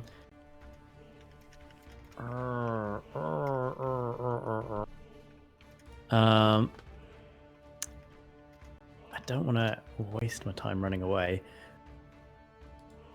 but I'll try and attack it. I think. Okay, no, sure. No. I'm going to disengage. I need to get out there. I'm too squishy to risk this going much Disengage. further. Which way would you like to go? Let me make this big so I can have a look. You can basically there's the chasm beyond the rug, which I'm guessing you won't go that way, but there is No, thanks. Ooh. There was are- wobbly. There are obviously you can go back down the corridor, or there are the two archways, one leading through the metal and one through to the armory that Brucon scouted out earlier. I mean, as long as I'm like 10 foot, 15 foot away, so Okay. this thing can't be clamping onto me, and then I've got a good eye line for future. I'll just go. Yeah, I guess is that a wall at the back or something? I don't know. Yeah, that sounds Yeah, that there's a seems wall. good. There's a wall beyond there. Yeah. And then That there's the seems- archway about here. That seems a good place to be. I don't have any bonus actions. I will leave it at that. Great. Okay. Thank you. Next up, fleeting. I will walk up to it. Attack with my hammer. Oh, hit it with your magic hammer. Make an attack roll, please. Just try to smother your friend. So this is retribution. 14. 14 hits. Let's have some damage.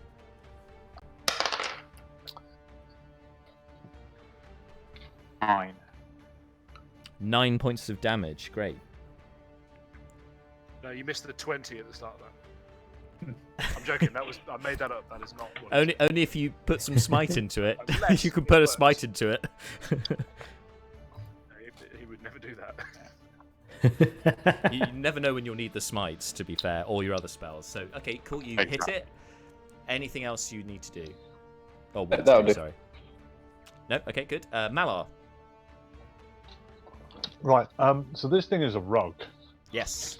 Malar is going to. Now we established at the end of last session, Malar had actually taken out his torch of continual flame. Yeah. So Malar is going to approach it, get within about sort of 15 foot, and sort of brandish the torch menacingly at the carpet as if to sort of say, I'm going to burn you. And then using thaumaturgy, he's going to make the flame flare and sort of burst and make it bigger. Trying to scare it off. Okay, so this is it. All right, so I will say for this will be an intimidation check, but instead of using your charisma modifier, I'm going to let you use your spellcasting modifier. Okay. Intimidation, you say? Oh, well, okay. But as if you were casting it as a spell, basically. Yeah. Okay. Cool. Okay. We'll see how that plays out. Even with the +4, no, spellcasting modifier. Oh, so yeah. Even with the +4, it's only 6. You do have advantage on this roll as well. 12. 12. All right. It sees the fire. It doesn't. It does recoil briefly at the fire, but it is still keeping together at this time. And Does it's it also a recoil rug, far so you. enough for an opportunity attack. No, unfortunately not. Just literally, like, as if it has a personality because it doesn't have a face, and this is the only way it can express itself. So it doesn't recall far enough for an opportunity attack, I'm afraid. But it does noticeably move back when you brandish the fire at it. Would you like to move at all, or do the bonus action? I mean, I figured I'd moved up to within 15 foot, and that was about it. So I'm good. You're good. Okay, great. Top of the round, Seth. What about fleeting? He hit it with a hammer. Oh, then I will stab it again. Stab it again. All right. Make an attack roll, please. 22. 22 hits. Yes. Roll for some damage, Thanks for clarifying that. We weren't sure. just in case. It's a very well armored rug.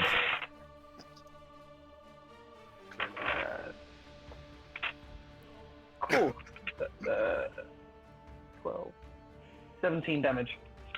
Very nice. 17 points of damage.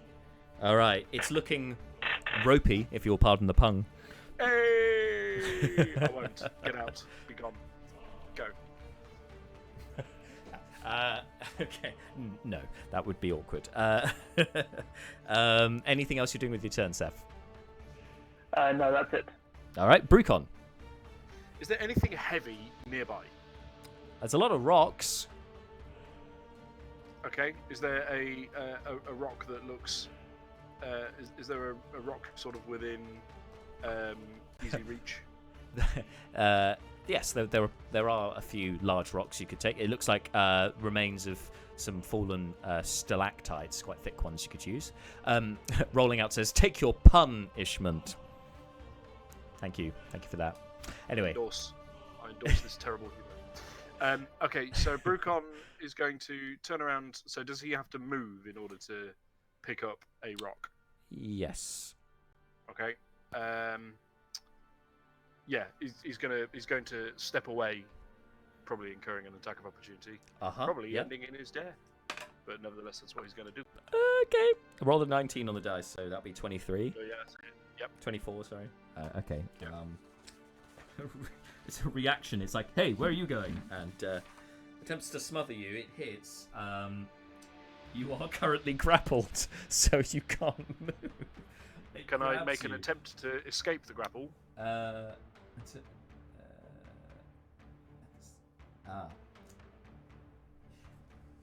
Yes, you can, because you haven't had an action, so go for it.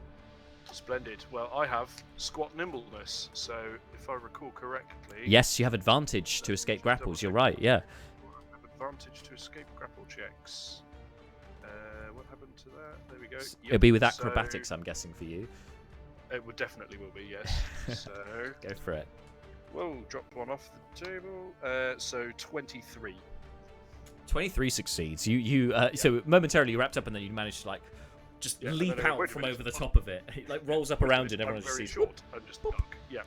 Okay, I'm gonna try and pick up the rock and just dump it on this thing and try and pin it to the floor. All right, so I'll say that you get to the rock and you can pick it up, and that will be your turn because you've used your action to get out of the grapple. Okay. Yeah. So Yep, you move that's- over. that's You've got a rock. Okay. It's now the I rug's have turn. A rock. Oh, yeah, you've got a rock. So it's over to the rug. Again, this pesky elf that keeps stabbing him. It's not best pleased with you, Seth. It's going to attack you. All right, this time 17 exactly. The 17 That is my your armor armor class, class. so that does hit. So you're grappled, and You also take damage. Actually, hang on. Sorry, my mic was on mute. Malar will burn a charge of Fortune's Favour and interpose himself. So you knock Seth to one side, and instead, using Fortune's Folly, the necklace glows. Only Leobrin notices it as he's behind. He's just to one side of you. The others are all engaged with the rug. It glows momentarily. The sands of time within the hourglass turn. and you woof. And Brucon, you just see Malas appear in Seth's place, and Seth gets knocked to one side. Side and deflects the rug with his shield. Because your armor class is 19, right? It's 18. 18. So yeah, you deflect it. Excellent. Nice job. All right. This 1 point difference in our armor class, and Mela has saved me from attack 4 times. It also, I need to start returning this favor. Yeah. Also, this is doubly good because it pushes you out of the grapple as well. Because it's forced movement. Ah, So you're no longer grappled. So it's works great. very Now Mela 6 things. Okay, so that's that. It's over to Leobrin. Oh no, sorry. End of its turn. I'm sorry. It does this time. It does float up, meaning that Malar has used his reaction, so only Fleeting Look can have an opportunity attack on it as it rises. If you would like to. Yes, please. Okay. 22. That hits. Roll some damage, please.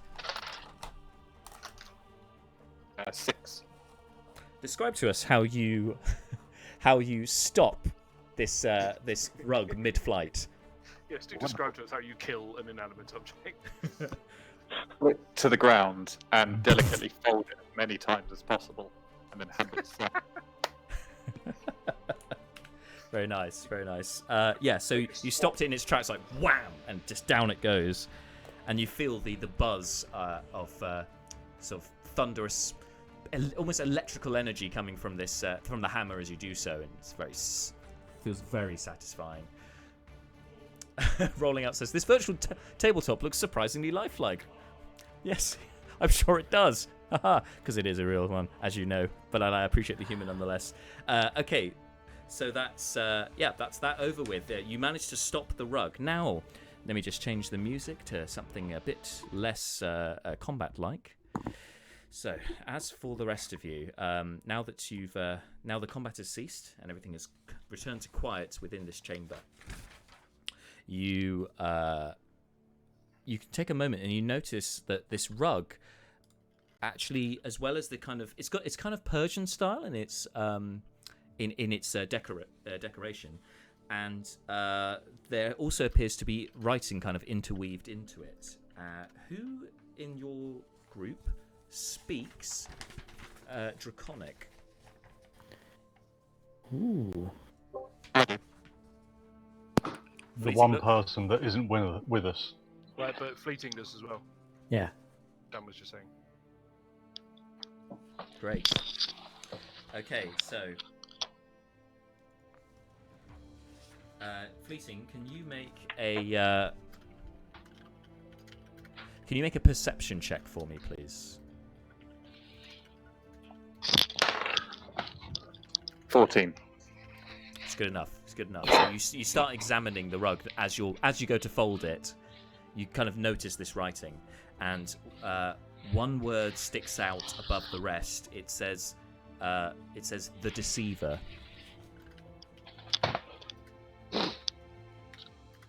Relay that to the rest of the party. All right.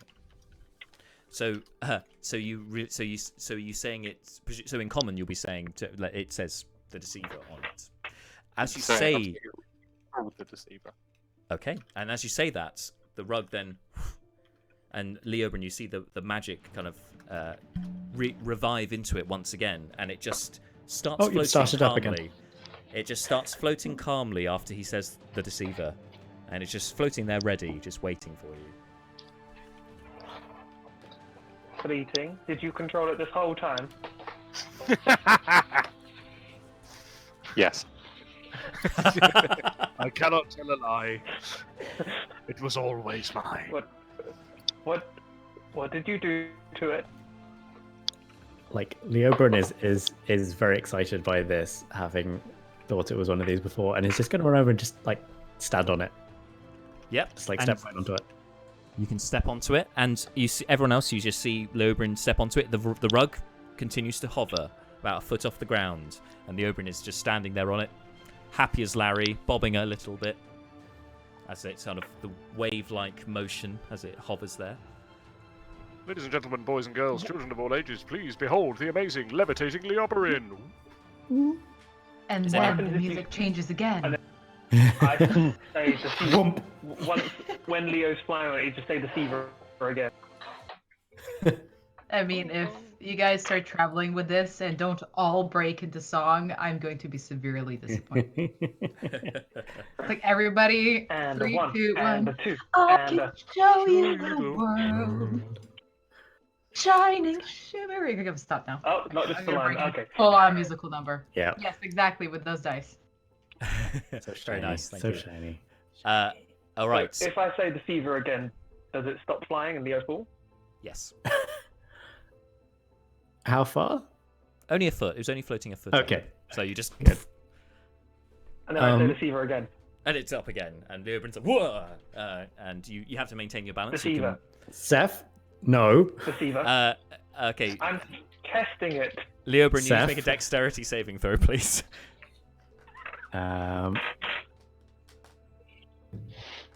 That is a 20. Oh, thank God. Okay, you do manage to maintain your balance. You can hop off of it and land on your feet if you choose to, or you can stay on it. Up to you. I'm going to stay on it, and I am holding an Eldritch Blast. Seth? No.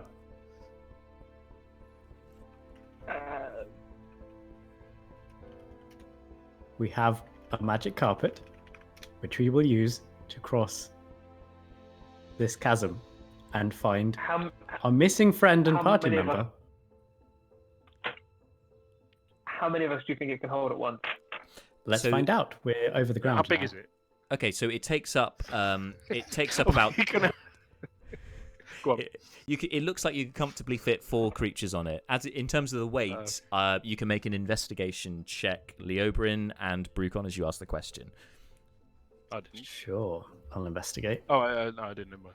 In fact, you can. Brucon is not in any way equipped to figure out the carrying capacity of this magic rug. Actually, I'll say because you're all there anyway. Leobrin, roll with advantage on the check because the guys are helping you. Good. I mean, I was just going to say we can just put people on it while it's not over the chasm and see what happens. Yeah. Well, that is the worst. Oh no, it's the second worst advantage roll I've ever rolled. I rolled a 1 and a 2, so it's Okay. 7 rather than 6. I mean, it's a magic carpet. It can probably hold everyone. Yep. If everyone just gets on. But is It'd there be great. room for everyone on it? There's only really That room is- for 4. I'd say Well, should we get? Leo and Brucon, you guys go over first. Me and Fleeting after, and then Malar by himself. I'm sorry. Have I missed something here? What do we anticipate this rug to do? Is it a rug of stretching? A rug of teleportation? If you look beneath the rug, you can see there is a gap where it is not touching the floor. Goodness, it's a rug of not falling. Close enough. Actually, we What- we don't know if it wouldn't fall when it went over the chasm. I think me and Brucon should go on it first because if we fall, we don't take damage. No. That just point of order. Brucon can reduce the damage he takes when falling. That does not mean that he is like immune to falling damage, right? I want to be really clear about this. However, he is quite nimble, so I'm up for it. I just don't want you to be under the impression that Brucon can fall infinite distances without any kind of damage, because that is not the case. Seth can kill everyone. Brucon is invulnerable. These are our powers. And Seth has the ring on of Featherfall, that's why so he's fine. Yeah. Yeah, he's fine. Just to clarify, Brucon. he's fine. I love it. Yeah. Brucon does have the extendable rod though, so he's gonna have that to hand as he engages in experimentation. But we're gonna rolling slowly out- edge out over the chasm here, right? Rolling Brucon, out said I I have got to I have roll an out. idea. No pun intended. Yep. Channel is dope. I'll be back for sure. Thank you, rolling out. Thanks for tuning in, and we'll see you next He's time. rolling out. Yes.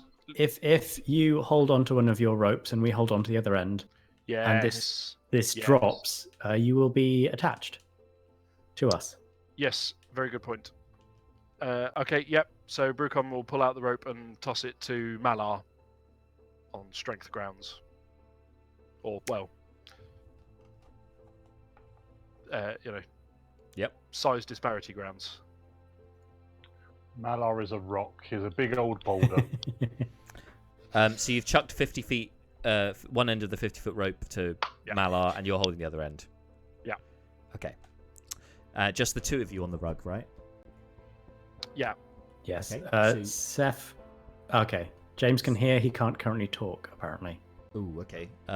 Which is arguably the best combination we could have. James, I maybe mean, we just... can see you fine, James. I would try Speak to dropping us. out of Discord audio and then back in again and see if that makes a difference.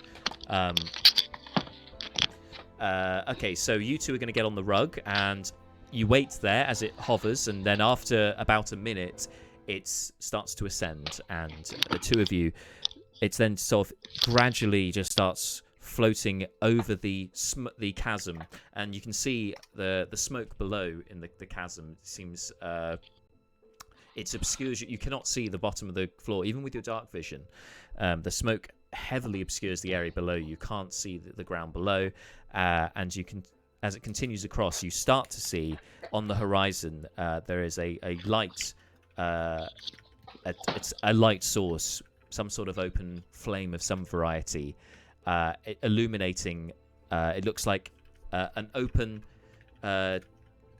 T-junction almost. It seems to be the end of this very long corridor, which has then collapsed from some sort of subsidence. You can see, there are 3 entrances, one directly in front and one either side of this sort of precipice. Meanwhile, as you notice this, the rope suddenly goes taut, Brucon, as you've reached 50 feet away from Malar. So what are you doing? Okay, Brucon turns back and calls across the divide. At the risk of tempting fate, I think this seems to work okay. Okay. As long as no one says deceit, and then he suddenly stops and goes and does this. I will say because that was quite a long thing to shout out. Can you make a dexterity saving throw for me, please? Certainly. Oh my god. Saving? Where are we? I've just come back. You two are floating along on the rug across the chasm with smoke below obscuring your view, so you can't see. Brucon has one end of the rope and Malar has the other, and he needs to let go of it, or Malar needs to let go of it, one or the other. Hang on, why? Because it's going to go taut. The rug is continuing to move. Okay. All I was doing was calling out to Malar. Yeah. So are you dropping the rope, or are you hoping he'll drop the rope? No, Brucon will.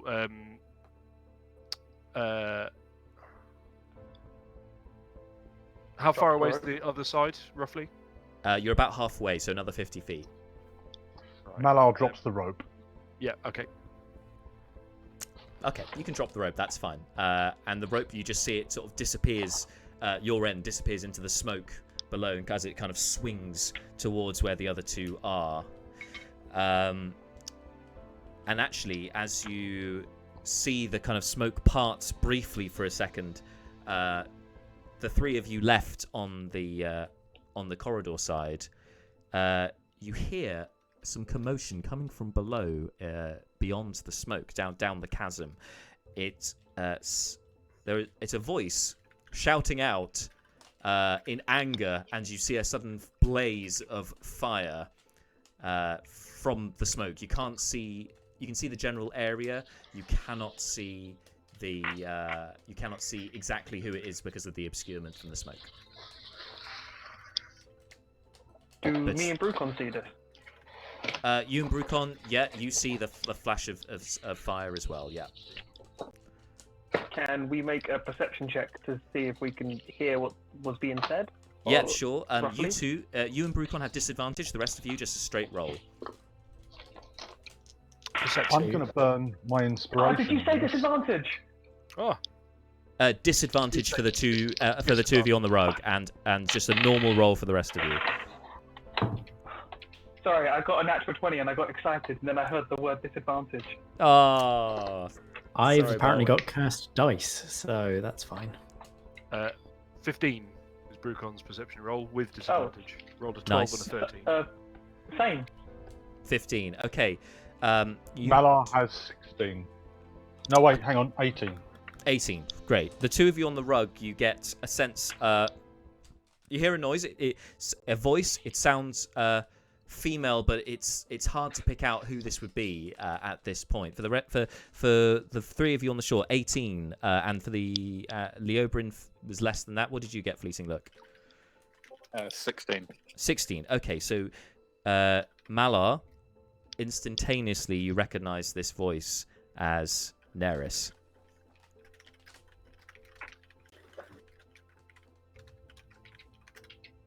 What do you guys Oh, want to hang do? on. Me and Brucon can jump down, but we don't know it's Naeris. How deep does this source of fire look? How far away? I mean, it seemed either it was a small source of fire or it's quite a way down. Malar will Miss Naeris, and then he jumps using thaumaturgy, just projects his voice down into the chasm. Oh, Miss Naeris! Okay, switching over to Naeris. You as you climb out of the pool of water, and you find yourself in an area entirely obscured with smoke. As you pull yourself out of the water, you hear the echo around you of the splashing of the water, and it seems this is quite a large cavern you're in. The first thing that takes your notice in front of you as you climb out of the water is a yellow spot of water just next to the water's edge. It's not. It seems to be an entirely different substance. It's not water. But it's a yellow liquid. Sorry, I said yellow water. Yeah, Okay. don't drink the yellow water. Yeah, and what really takes your notice is that as soon as you pull yourself out of the water, it starts to grow into an amorphous blob, and then it kind of throws itself at you. Let's roll some initiative, please. Oh, fun! Is this Love it. everyone? It Or is just Naeris still? 13. Just Naeris right now, but bear with. 13. 13. That beats my 4. So Yes! okay, so this yellow gelatinous object is then sort of bearing down on you. What do you want to do? Burning hands. All right, burning hands. That's a dexterity saving throw for me. For it. Oh, what's the DC? 13. I 13. I'm sorry, I rolled a 13 on the dice, so it's half damage. Fuck. But still Fine. damage. Still Fine. damage. Fine. Just be that way. It's It all, fine. it all counts.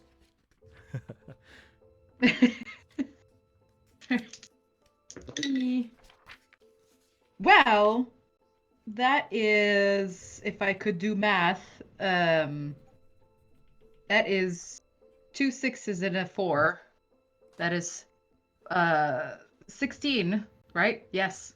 16 in 16, half. so that's half 8. to 8. 8 damage. Okay, Yes. great. And yep, no problem. That's all good. Okay. Its turn then. So you do so, and the fire envelops this thing. It doesn't seem to have done as much damage as you hoped to it. Can I do a quick thing also? Yep. Loop back down underwater. You can do the fire damage first, because obviously you did a fire spell. So yeah, go for that. Oh yeah. So, but I mean, like after that, obviously that's what I wanted to do, but I also wanted to ploop back down. Yeah, you can. It will it will take an opportunity attack, but sure, you can do that. Wait, is it? So it's next to me in the water. It's not in the water. It's Sorry. on the surface. It's next to you, but it's on the surface. You just climbed out onto the surface. Oh, okay. So I thought it was kind of.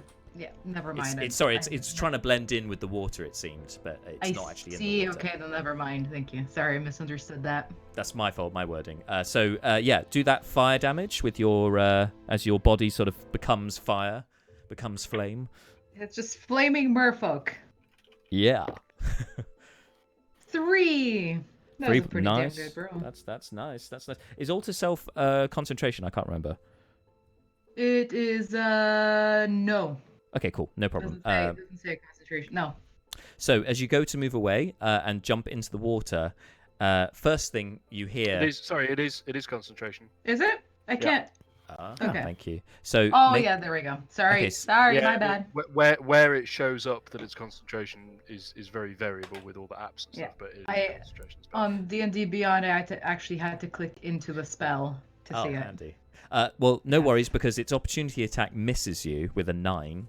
As it tries to sort of swing out one of its pseudopods to hit you, but as you go to jump into the water, you hear Miss Naeris booming from above you in Malar's voice. A sound you have not heard for the longest time. Basically, I look Like up, 8 months. scream, Malar? Okay, you guys can hear each other now. Okay. Okay. Yay! She sounds some way away, but yeah, she's down there. Are you still jumping into the water? I mean, if you're giving me an option, then no. Sure. Okay. So you're the about option. to, and then you're like, Malar? Yeah. Okay. Yeah, I'm halfway like, the fuck? Yeah. So you guys can now hear each other. Yay! Yay! Yay! Jack, I was Long disconnected lost. at the time. Are we controlling the carpet? Is it just going straight across automatically? It's going across automatically. You don't seem to be able to choose where it goes. But How close you are we to the other side? Sorry, everything just froze for me. you're about halfway, and so it's about 50 feet to go. You're 50 feet one way, 50 feet the other, and you hear Malar boom out, "Miss Naeris!" So you guys hear that. You're all aware Naeris is down there. You also hear Naeris shout back up, "Malar?" ? And that's where we're going to leave things for today's session. So we will pick things up from this exact point next week. The party finally, in some sense, reunited, although you have split the party. Or at So least aware of each other. yeah, Yeah. within shouting distance, literally. So that's good. Okay, we'll pick it up from here next time. As I said, Friday, tune in for a sort of precursor to a one-shot I'm running on Saturday. These guys get a little break on Saturday. It's going to be an entirely new group, and it will be the group that I will be joining as a player in our second campaign, taking place in the Sword Coast, in Faerun, which will be Tales from the Sword Coast, starting 2 weeks on Saturday. But just to clarify, a one-shot here on Saturday, 2 p.m. Please join me for that, and I'll see all you guys this time here next week. Thank you all so much for tuning in, and until next time, everyone, stay safe. Thank you, guys. Ah.